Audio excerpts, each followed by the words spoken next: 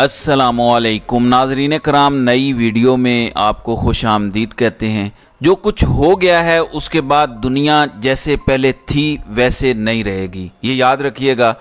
50 साल से ज़्यादा अरसा गुजर गया है, इसराइल ने कभी भी बाकायदा ये नहीं कहा कि हम जंग का ऐलान करते हैं। अब बाकायदा जंग का ऐलान हो चुका है। एक तरफ इसराइल पे हमला होता है और अब दूसरी साइड पे अभी से कोई घंटा पहले ख़बर आ रही थी हिजबुल्लाह ने भी लुबनान साइड से हमला कर दिया है।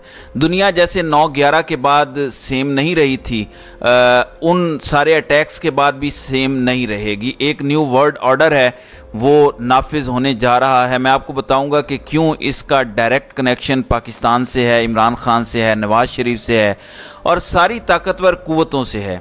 हर पीस ऑफ पजल ने अपनी अपनी जगह सेट होना है। तो ये न्यू वर्ल्ड ऑर्डर नाफिज होगा, इसको बहुत ऑर्गेनाइज्ड तरीके से नाफिज किया जा रहा है। नाजरीन, सिर्फ आप ये मंज़र देखें, ये सिर्फ मैं आपको एक मंज़र दिखा रहा हूँ। ये इस टाइम गज़ा की सूरत हाल है। इसराइल तबाही मचा के रख देगा अपने हथियारों से, क्योंकि गज़ा के लोगों के पास भागने के लिए कोई रास्ता और कोई जगह नहीं है। मैसूर हैं, एक तरफ समंदर है, बाकी जेल बनाकर उन्हें बंद करके रखा हुआ है। दूसरी तरफ जो इसराइल का सरबराह है नेतन्याहू, वो कहता है कि निकल जाओ यहाँ से, हम नहीं छोड़ेंगे किसी को। तो अब समझ जाएं कि ये जो सारे अटैक्स हो रहे हैं इससे इसराइल को कितना नुकसान होता है, ये हम अभी कुछ भी नहीं कह सकते। लेकिन जो मुस्तकबिल का न्यू वर्ल्ड ऑर्डर का एक नक्शा है वो ज़रूर बनता हुआ नज़र आ रहा है। अनलेस अचानक मुस्लिम उम्मा जाग उठे और जो वाहिद इस्लामी दुनिया की एटमी कुव्वत है वो भी जाग उठे, इकट्ठे हों, OIC का इजलास हो और एक स्ट्रॉन्ग मैसेज जाए। ये नहीं कह रहा कि जंग करने दौड़ पड़ो, इसकी तो इजाज़त भी नहीं मिलेगी, वर्ल्ड वॉर शुरू हो जाएगी। इसराइल को बचाने के लिए सब मैदान में आ जाएंगे, यूरोप, अमेरिका वगैरह। इतना तो जाहिर है ना इनमें ईमान है और ना कुव्वत है कि ये लड़ सकें। लेकिन एक स्ट्रॉन्ग मैसेज जाना चाहिए, अभी तक कोई स्ट्रॉन्ग मैसेज नहीं गया। नाज़रीन इकराम, पिछली बार जब ऐसा हुआ था, इमरान खान वज़ीर आज़म थे, फ़ौरन आपने देखा कि उन्होंने OIC के तमाम ममालिक से रब्ता किया था और एक स्ट्रॉन्ग स्टेटमेंट आया था। इमरान खान का भी ताकतवर रिस्पॉन्स था जिससे पूरी दुनिया में हेडलाइंस लगी थी। शाह महमूद कुरैशी का इंटरव्यू सबको तारीख़ी याद है, जिसमें उन्होंने डीप पॉकेट्स का लफ्ज़ इस्तेमाल किया था। लेकिन ये वो वक्त था जब पाकिस्तान एक बाकायदा मुल्क हुआ करता था, अब ये बनाना रिपब्लिक बन चुका है।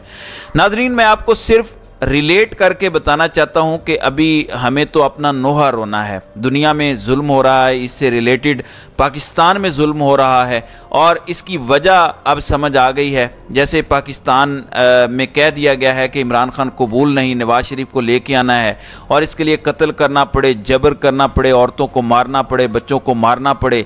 बस कह दिया नहीं तो नहीं, हमारी मानो, नहीं तो छितर खाने के लिए तैयार हो जाओ। तो नाज़रीन इकराम, कुछ इसी तरह का अमेरिका ने भी ऑर्डर जारी किया है। अब आएँ बाएँ शाएँ दुनिया से अमेरिका सुनने को तैयार नहीं है। अमेरिका का ये कहना है कि सीधी तरह इसराइल को तस्लीम करो, कोई आएँ बाएँ शाएँ मैं नहीं सुनने को तैयार। पहले ये ऑर्डर आया, इमरान खान को फिर निकाला गया, फिर साइफर वाला मामला हुआ, रेड लाइंस लगाई गई और फिर उसी प्लान का हिस्सा है नवाज शरीफ। ये जो न्यू वर्ल्ड ऑर्डर आया है इसका हिस्सा है नवाज शरीफ, जिसमें अमेरिका की तरफ से ये ऑर्डर है कि कोई आएँ बाएँ शाएँ नहीं, सीधी तरह इसराइल को तस्लीम करो। सऊदी अरब भी करेगा, पाकिस्तान भी करेगा और मैं आपको ये बात पहले बता चुका हूँ कि जो भी नई हुकूमत आएगी उसको ये टारगेट दिया गया है कि वही बंदा आए जो इसराइल को तस्लीम कर सके और डिस्पोजेबल हो। और इस टाइम ये कुरा नवाज शरीफ के नाम पे निकल रहा है, एक ऐसा डिस्पोजेबल बंदा, सियासी तौर पर डिस्पोजेबल, जो अगर इसराइल को तस्लीम करता है तो वो पहले ही इतना गैर मकबूल है कि क्या फ़र्क पड़ जाएगा। तो नवाज शरीफ इस प्लान में बड़ा ज़बरदस्त फिट कर रहा है, इसलिए नून लीग के मुर्दा घोड़े में जान डालने के लिए रियासती सरपरस्ती में उनके जलसों में कोशिश की जा रही है कि अवाम आए। आज तो ऐसा लगता है कि कोई दावत वलीमा हो रही है। लाहौर में इतने खाने बनाए जा रहे हैं कि गोया जलसा नहीं बल्कि दावत वलीमा है। आ जाओ यार, खाने के बहाने आ जाओ। ये लाहौर वालों का इम्तिहान है। तो इमरान खान ने तो साबित किया कि नवाज शरीफ ने तो साबित किया है कि वो खाता है तो खिलाता भी है। तो अब उसने दोबारा से जो कुछ खाया हुआ है उसमें से कुछ खिला रहा है, या उसके जो स्पॉन्सर्स हैं जो ये खिला रहे हैं, हो सकता है रियासती सतह पर इसके पैसे दिए जा रहे हों। ये मैं میں یہ ابھی ہم کچھ کہہ نہیں سکتے، لیکن کوشش کی جا رہی ہے کہ لوگوں کو کھانے کا لالچ دے کر نواز شریف کے ویلکم سے پہلے کچھ جلسے ہم بڑے کر لیں تاکہ ایک مومنٹم بن جائے، ابھی تک بن نہیں پا رہا۔ تو یہ سارے ڈاٹس کنیکٹ کر کے دیکھیں آپ، امریکہ کا آرڈر تسلیم کرو، اس کے بعد یہ حملے ہوتے ہیں۔ اسرائیل کو اب بہانہ مل گیا ہے پوری طرح سے نیست و نابود کرو جو رہی صحیح بستیاں ہیں فلسطینیوں کی، انہیں ختم کرو، پورے فلسطین پہ اسرائیل قبضہ کر لے، اور اس کے بعد پھر نیو ورلڈ آرڈر آگے شروع ہو جائے۔ کس طرح سے عرب ممالک میں لبنان ہو گیا، شام ہو گیا، اور اسی طرح سے انکروچ کرنا ہے، ہو سکتا ہے یہ سارے اٹیکس کا جب انجام ہو جائے تو ہو سکتا ہے کہ اس کے بعد پھر ایران کی باری آ جائے، ہو سکتا ہے، میں یقین سے نہیں کہہ سکتا۔ اس کا بھی ایک پورا پولیٹیکل بیک گراؤنڈ ہے۔ آپ کو اچھی طرح سے یاد ہے کہ ایک CIA کا سابق اہلکار یہ کہتا ہوا پایا گیا تھا کہ ہم 6 سے 7 ممالک کو تباہ کریں گے، اور یہ 2001-2002 کی بریفنگ کا ذکر کرتا ہے، اس میں ایران کا نام بھی تھا۔ اچھا، باقی سارے ممالک تباہ ہو گئے ہیں، یمن تباہ ہو چکا ہے، لیبیا تباہ ہو چکا ہے، عراق تباہ ہو گیا، سیریا تباہ ہو گیا، ایجپٹ میں کتنی خرابی ہوگی، تقریباً جو کرنا تھا کر دیا۔